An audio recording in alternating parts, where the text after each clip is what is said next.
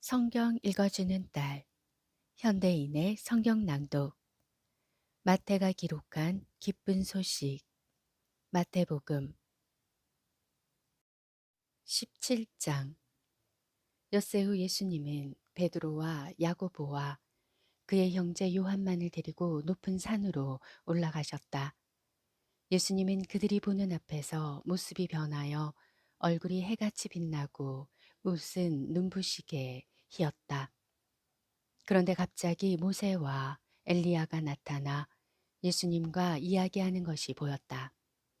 그때부터 베드로가 예수님께 주님, 우리가 여기에 있는 것이 좋겠습니다. 원하신다면 제가 이곳에 천막을 셋을 세워 주님과 모세와 엘리야를 각각 모시겠습니다. 하고 말하였다. 베드로의 말이 채 끝나기도 전에 빛나는 구름이 그들을 덮고 구름 속에서 이 사람은 내가 사랑하고 기뻐하는 내 아들이다. 너희는 그의 말을 들어라 하는 음성이 들려왔다. 제자들은 그 음성을 듣고 너무나 무서워 땅에 납작 엎드렸다. 그러자 예수님이 가까이 오셔서 제자들을 어루만지며 무서워 말고 일어나거라 하고 말씀하셨다. 제자들이 눈을 들고 보니 예수님 외에는 아무도 보이지 않았다. 예수님은 제자들과 함께 산에서 내려오시는 길에 내가 죽었다가 다시 살아날 때까지는 지금 본 것을 아무에게도 말하지 말아라 하고 당부하셨다. 그때 제자들이 예수님께 그렇다면 왜 율법학자들은 엘리야가 먼저 와야 한다고 합니까? 하고 묻자 예수님은 이렇게 대답하셨다. 엘리야가 와서 모든 것을 바로 잡을 것이다. 그러나 내가 너희에게 말한다. 사실 엘리야가 벌써 왔어도 사람들이 그를 몰라보고 함부로 대하였다. 이와 같이 나도 그들에게 고난을 받을 것이다. 그제서야 제자들은 예수님이 세례 요한에 대하여 말씀하셨다는 것을 깨닫게 되었다. 그들이 군중들에게 돌아오자 어떤 사람이 예수님께 와서 무릎을 꿇고 말하였다. 주님, 제 아들을 불쌍히 여겨 주십시오. 그가 간질병에 걸려서 몹시 고생하며 자주 불에 넘어지기도 하고 물에 빠지기도 합니다. 그래서 주님의 제자들에게 데려왔으나 고치지 못했습니다.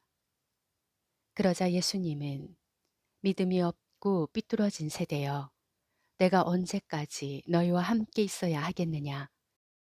너희를 보고 내가 언제까지 참아야 하겠느냐? 아이를 이리 데려오너라 하고 말씀하셨다. 그리고서 예수님이 귀신을 꾸짖자 귀신이 아이에게서 나가고 바로 그 순간에 아이가 낳았다. 그때 제자들이 예수님께 조용히 와서 왜 우리는 귀신을 쫓아낼 수 없었습니까? 하고 물었다. 그래서 예수님은 그들에게 이렇게 말씀하셨다. 너희에게 믿음이 적기 때문이다. 내가 분명히 말한다.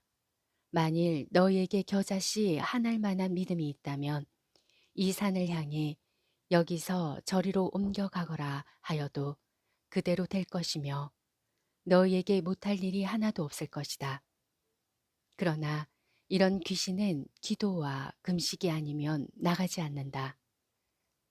제자들이 갈릴리에 모였을 때 예수님이 그들에게 내가 사람들의 손에 넘어가 죽임을 당하고 3일 만에 다시 살아날 것이다 하고 말씀하시자 제자들은 큰 슬픔에 잠겼다. 그들이 가브나움으로 갔을 때 성전세 받는 사람들이 베드로에게 와서 당신들의 선생님은 성전세를 안 바칩니까? 하고 물었다.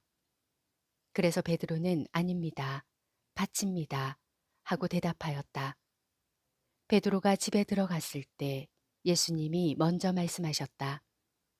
시몬아, 너는 어떻게 생각하느냐? 세상 왕들이 누구에게서 관세나 세금을 받아들이느냐? 자기 아들들에게서냐? 아니면 다른 사람에게서냐? 그때 베드로가 다른 사람에게서 받아들입니다 하고 대답하자 예수님이 이렇게 말씀하셨다. 그렇다면 아들들은 세금을 내지 않아도 된다. 그러나 우리가 그들의 감정을 상하게 해서는 안 되겠다.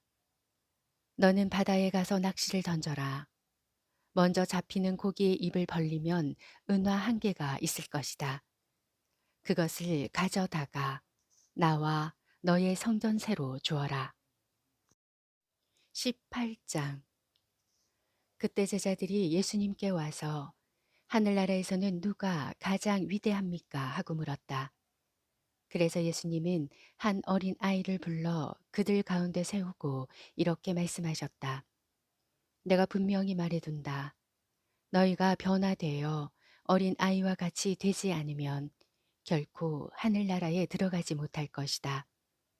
그러므로 하늘나라에서 가장 위대한 사람은 이 어린 아이처럼 자기를 낮추는 사람이다. 누구든지 내 이름으로 이런 어린 아이를 영접하면 곧 나를 영접하는 것이다. 그러나 누구든지 나를 믿는 이런 어린 아이 하나를 죄짓게 하는 사람은 차라리 목에 큰 맷돌짝을 달아 깊은 바다에 빠져 죽는 것이 더 낫다. 죄짓게 하는 일 때문에 이 세상에 불행이 닥칠 것이다. 세상에는 죄짓게 하는 일이 항상 있기 마련이다. 그러나 죄짓게 하는 그 사람에게는 불행이 닥칠 것이다. 내 손이나 발이 너를 죄짓게 하면 잘라버려라. 두 손이나 두 발을 가지고 영원히 불타는 지옥에 들어가는 것보다는 쩔뚝발이나 불구자로 영원한 생명을 누리는 하늘나라에 들어가는 것이 더 낫다. 내 눈이 너를 죄짓게 하면 빼어버려라. 두 눈을 가지고 불타는 지옥에 들어가는 것보다는 외눈으로 하나님 나라에 들어가는 것이 더 낫다. 너희는 이런 어린 아이 하나라도 업신여기지 않도록 조심하라. 그들의 천사들이 하늘에 계신 내 아버지를 항상 뵙고 있다. 나는 잃어버린 사람을 구원하러 왔다. 너희는 어떻게 생각하느냐? 어떤 사람에게 양 100마리가 있는데 그 중에 한 마리가 길을 잃으면 99마리를 산에 두고 가서 길 잃은 양을 찾지 않겠느냐? 내가 너희에게 분명히 말하지만 그가 양을 찾으면 길을 잃지 않은 99마리 양보다 그 한 마리 양 때문에 더 기뻐할 것이다. 이와 같이 하늘에 계신 너희 아버지께서는 이런 어린 아이 하나라도 잃는 것을 원치 않으신다. 형제가 내게 죄를 짓거든 너는 그와 단둘이 만나 잘못을 타일러라. 그가 내 말을 들으면 너는 내 형제를 얻은 것이다. 그러나 듣지 않으면 너는 한두 사람을 더 데리고 가서 두세 증인의 입으로 모든 사실을 증명하라. 그래도 듣지 않으면 너는 교회에 말하고 교회의 말도 듣지 않으면 믿지 않는 사람이나 죄인처럼 여겨라. 내가 너희에게 분명히 말하지만 너희가 땅에서 처벌하면 하늘에서도 처벌할 것이며 너희가 땅에서 용서하면 하늘에서도 용서할 것이다. 내가 다시 말한다. 너희 중에 두 사람이 땅에서 마음을 같이하여 무엇이든지 구하면 하늘에 계신 내 아버지께서 이루어 주실 것이다. 두세 사람이 내 이름으로 모이는 곳에는 나도 그들 가운데 있다. 그때 베드로가 여호와께 와서 주님, 형제가 내게 죄를 지었을 때 몇 번이나 용서해야 합니까? 7번까지면 되겠습니까? 하고 묻자 예수님은 이렇게 말씀하셨다. 7번만 아니라 70번씩 7번이라도 용서하여라. 그러므로 하늘나라는 종들과 계산을 하려는 왕과 같다. 계산을 시작하자 10,000달란트 빚진 한 종이 왕 앞에 끌려왔다. 그 종은 빚을 갚을 돈이 없으므로 왕이 종에게 그와 아내와 자식들과 그가 가진 것 전부를 팔아서 빚을 갚으라고 명령하였다. 그러자 종은 왕에게 엎드려 조금만 참아 주십시오. 그러면 다 갚아드리겠습니다. 하고 간청하였다. 그래서 왕은 그를 불쌍히 여겨 빚을 모두 면제해주고 놓아주었다. 그러나 그 종은 나가 자기에게 100데나리온 빚진 동료를 만나 멱살을 잡고 당장 내 돈을 내놔 하면서 재촉하였다. 그 동료는 엎드려 조금만 참아주게 반드시 갚겠네 하고 간청하였다.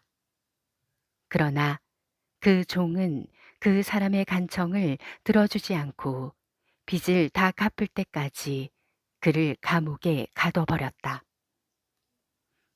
다른 종들이 그가 하는 짓을 보고 몹시 마음이 아파 왕에게 가서 모두 일러 바쳤다. 그래서 왕이 그 종을 불러 말하였다. 내 이놈, 내가 간청하기에 모든 빚을 면제해 주지 않았느냐? 그렇다면 내가 너를 불쌍히 여긴 것처럼 너도 내 동료를 불쌍히 여기는 것이 마땅하지 않느냐? 그리고서 왕은 화를 내며 빚을 다 갚을 때까지 그 종을 가두어 두었다. 너희가 전심으로 형제를 용서하지 않으면 하늘에 계신 내 아버지께서도 너희에게 그와 같이 하실 것이다. 마태복음 17장, 18장 말씀이었습니다. 성경 읽어주는 딸, 아직 구독 안 하셨다면 구독, 좋아요, 전체 알람 잊지 마시고 사랑으로 꼭 눌러주세요. 감사합니다.